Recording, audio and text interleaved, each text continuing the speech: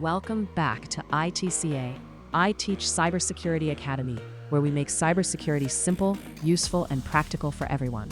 In this module, we are going to expand our understanding of risk by learning some important terms that professionals use when discussing security decisions.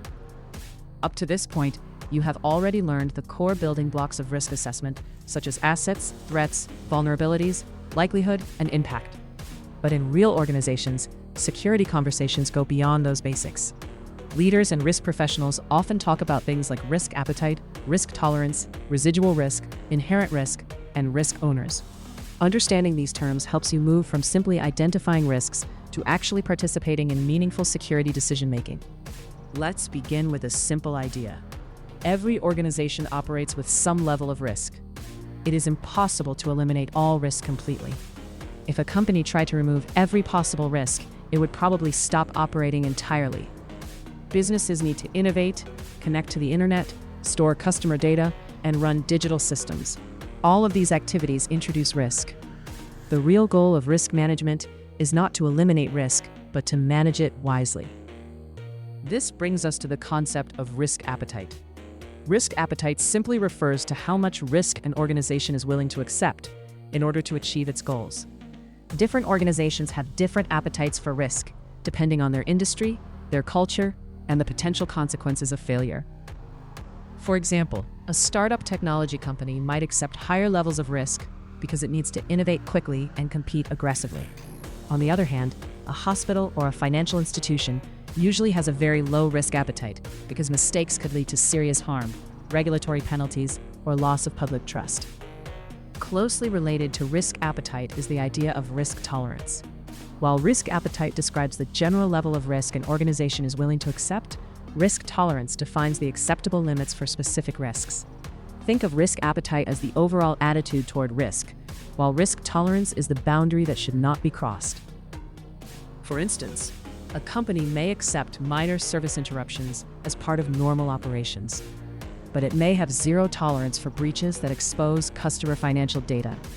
In other words, some risks are manageable, while others are completely unacceptable. Another important term professionals use is inherent risk.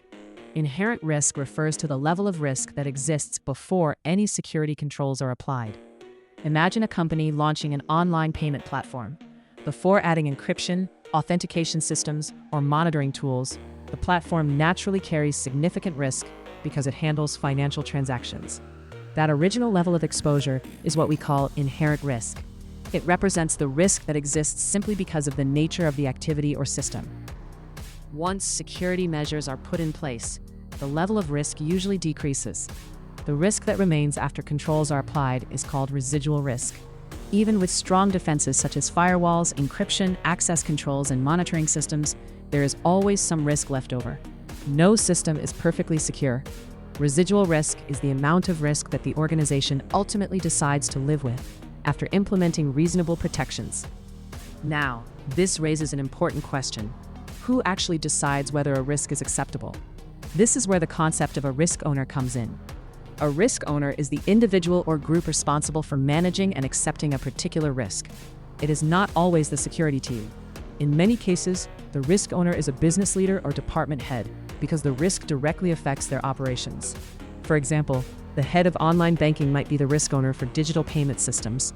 The security team provides analysis and recommendations, but the final decision often belongs to the person responsible for the business function. Another useful term is risk register. A risk register is simply a structured record where organizations document identified risks, their impact, their likelihood, and the controls used to manage them. Think of it as a living document that tracks the most important risks facing an organization. It helps decision makers see which risks require immediate attention and which ones are already being managed. We also often hear the term risk exposure. Risk exposure describes the potential loss an organization may face if a risk event actually occurs. This includes financial damage, operational disruption, legal consequences, or reputational harm. When organizations evaluate risk exposure, they are essentially asking one critical question: if this goes wrong, how bad could the damage be? As you can see, Risk management involves an entire vocabulary that helps organizations discuss security in a structured way. Instead of simply saying, "This system is dangerous" or "This attack might happen," professionals use precise terms to describe how much risk exists, how much risk remains after controls are applied, and who is responsible for managing it. Understanding these terms is important because cybersecurity is not just a technical field.